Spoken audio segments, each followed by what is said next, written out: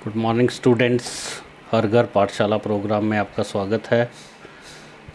आज का हमारा टॉपिक है PHP echo and print statements और ये +2 क्लास के लिए 4th चैप्टर का पार्ट है। मैं आपके साथ हूँ गुलशन कुमार और हम लोग आज के जो हमारा टॉपिक है उसकी आउटलाइन के बारे में डिस्कस कर लेते हैं। पहले जो हम आज पढ़ेंगे डेफिनेशंस हैं इको और प्रिंट स्टेटमेंट्स की, how to display variable and various type specifier available in PHP language. उसके बाद एक एग्जांपल के साथ हम लोग डेमोन्स्ट्रेट करेंगे printf और sprintf स्टेटमेंट्स को। वर्कशीट इस लेक्चर के साथ अटैच्ड है जिसके की आंसर आपको प्रेजेंटेशन के ड्यूरिंग ही मिल जाएंगे। So let's get started.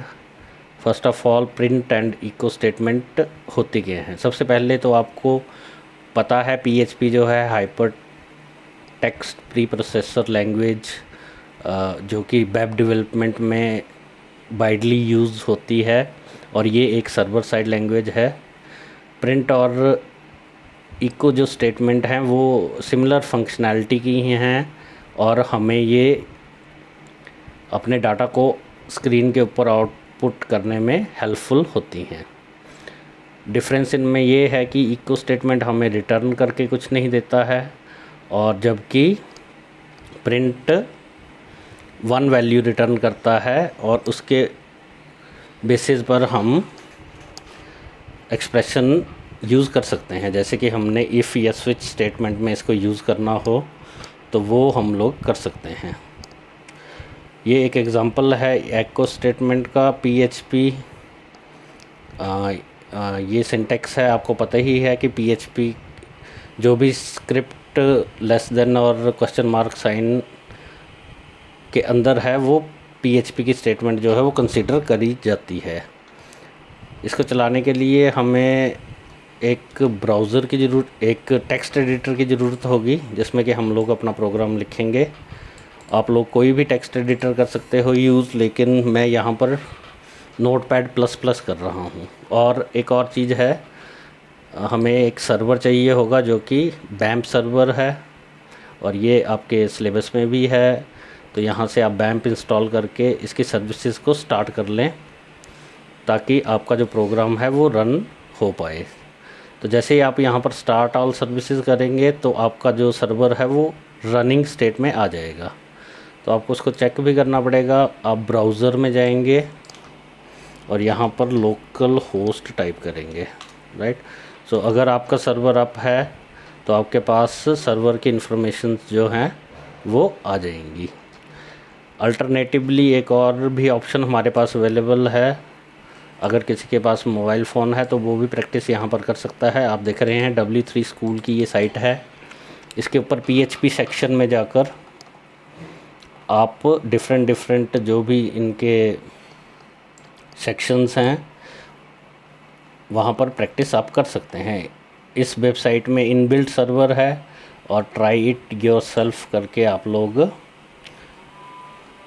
उस एडिटर में ये जो रन का बटन है इस पर रन करेंगे तो यहाँ पर जो आपने प्रोग्राम लिखा है उसकी आउटपुट जो है आप यहाँ पर देख पाएंगे। लेकिन हम लोग जो हैं वो सर्वर वाला ही रूट लेंगे और वहीं पर अपने प्रोग्राम को एग्जीक्यूट करेंगे।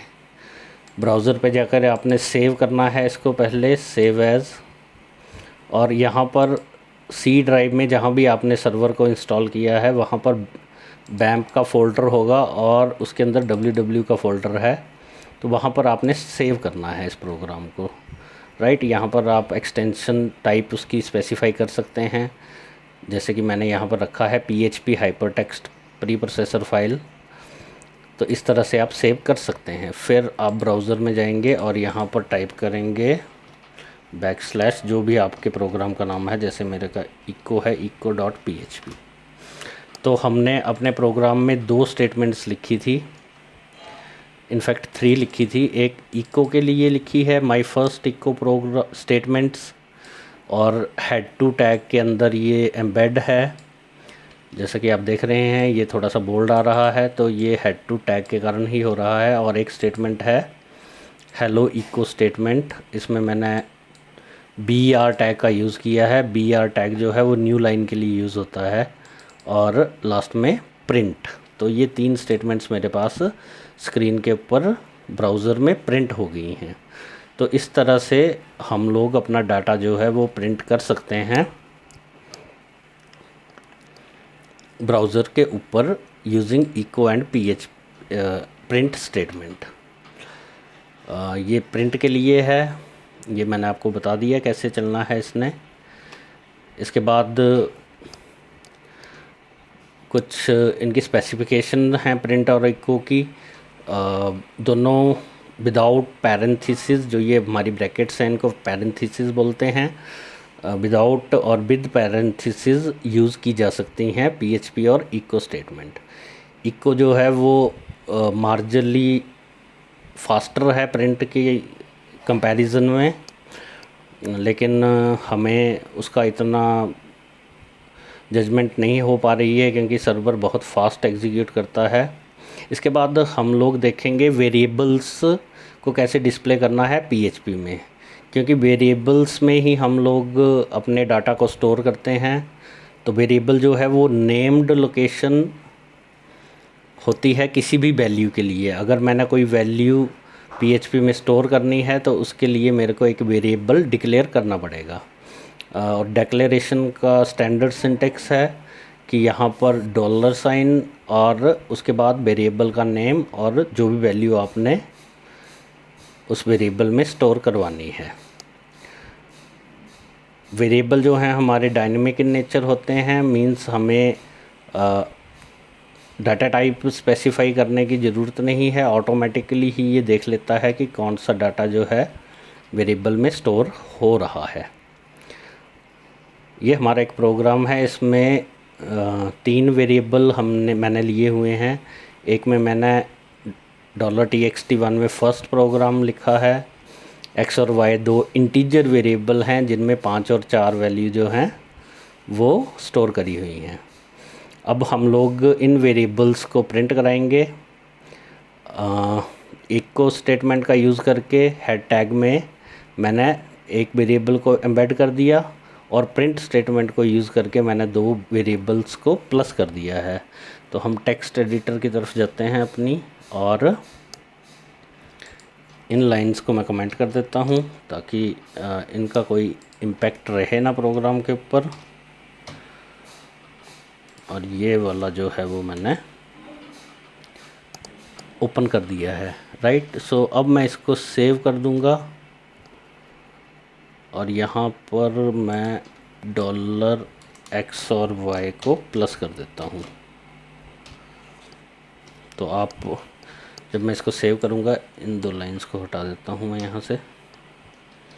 मैंने सेव किया है इसको, और ब्राउज़र के ऊपर जाकर जब मैं इसको रिफ़्रेश करूँगा तो हमारे पास हेलो वर्ड आ गया है इको के अंदर, क्योंकि $txt1 में वर्ड है और हेलो इसके साथ कंकैटिनेट हो गया है ऑटोमेटिकली। और प्रिंट x प्लस बाय 5 + 4, तो 9 इसके साथ प्रिंट स्टेटमेंट ने 2 वेरिएबल को प्लस कर दिया है। तो इस तरह से हम लोग अपने वेरिएबल्स जो हैं वो डिस्प्ले कर सकते हैं। इसके बाद प्रिंट एफ एक स्टेटमेंट है। जैसे कि हमारी प्रिंट स्टेटमेंट थी वो सिंगल पैरामीटर के साथ रन हो रही थी, जबकि हमें अगर ज़्यादा डायनेमिक डेटा के साथ अगर हमने प्रोग्राम को यूज़ करना है और वेरिएबल्स हमारे पास ज़्यादा हैं तो हम लोग प्रिंट एफ स्टेटमेंट का यूज़ कर सकते हैं। प्रिंट एफ स्टेटमेंट से हमें मेंटेनेंस में आसानी रहती है और हमारा जो कंट्रोल है प्रिसीशन, टाइप्स और पोजीशन अलाइनमेंट में वो ज़्यादा रहता है। यहाँ पर ये फॉर्मेट है प्रिंट एफ का, यहाँ पर सिंटेक्स है। प्रिंट एफ में हम लोग आर्गुमेंट्स पास करते हैं। पहले हम फॉर्मेट पास करेंगे, किस फॉर्मेट में हमने अपने जो आर्गुमेंट्स हैं उनको डिस्प्ले करना है, और उसके बाद आर्गुमेंट्स की लिस्ट होगी जो कि आप लोग सप्लाई करेंगे प्रिंट एफ को। एग्ज़ाम्पल के लिए हम यहाँ पर देख पा रहे हैं कि मैंने दो वेरिएबल्स लिए हैं, नंबर और STR। नंबर में मैंने 95 और STR में रमन सेव किया है, और उसके बाद printf स्टेटमेंट का यूज़ करके मैं इस स्ट्रिंग को फॉर्मेट कर रहा हूँ। और यहाँ पर %s और %u जो हैं ये टाइप स्पेसिफायर हैं। ये ऑटोमेटिकली जो भी आर्गुमेंट हम इनको देंगे वो अपनी जगह पर, ये एक किस्म के टाइप होल्डर हैं, प्लेस होल्डर हैं, जहाँ पर जिससे कि printf स्टेटमेंट को पता लगेगा कि कौन सा वेरिएबल कहाँ पर प्लेस करना है। तो एक बार फिर हम अपने प्रोग्राम में आएंगे वापस, और यहाँ पर जो हमारे पुरानी स्टेटमेंट्स हैं उनको कमेंट आउट कर रहा हूँ मैं, और ये वाली स्टेटमेंट्स जो हैं वो मैंने इसके बाद मैं सेव कर दे रहा हूँ इसको।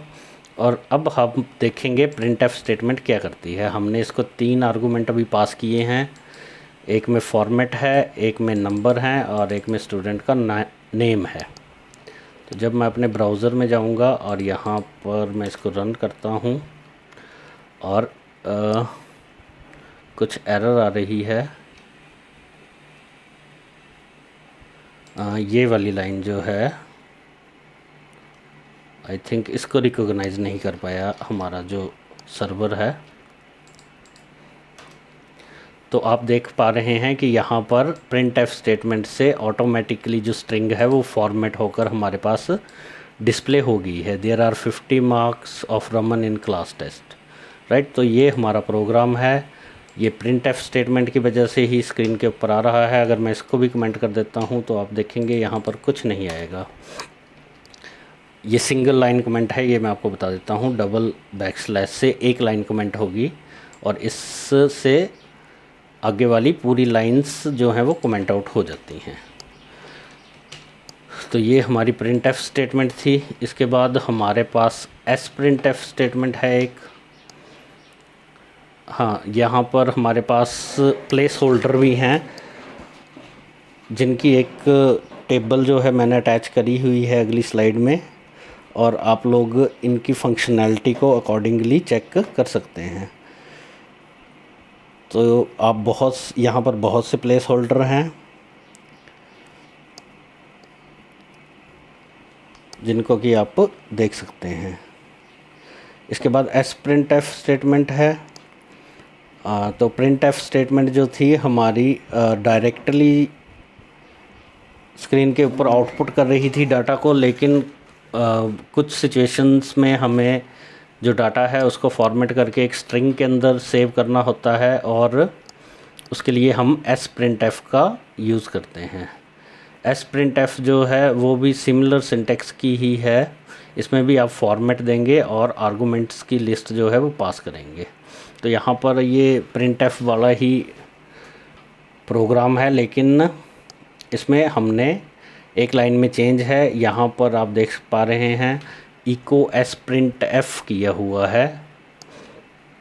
तो अगर मैं अपने ब्राउज़र में जाऊँ और यहाँ पर मैं sprintf कर दूँ, उसके बाद अगर प्रोग्राम को सेव करके रन करूँगा तो आप देख पा रहे हैं यहाँ पर कुछ नहीं आ रहा है, क्योंकि sprintf जो है वो डायरेक्टली डाटा को आउटपुट नहीं करेगी, वो स्ट्रिंग में प्लेस करेगी, और स्ट्रिंग को डिस्प्ले करने के लिए हमें इको स्टेटमेंट का यूज़ जो है वो करना पड़ेगा। तो हमारे पास वापस आ गया है हमारा जो भी कंटेंट था। तो इस तरह से आप printf और sprintf स्टेटमेंट का यूज़ कर पाएंगे।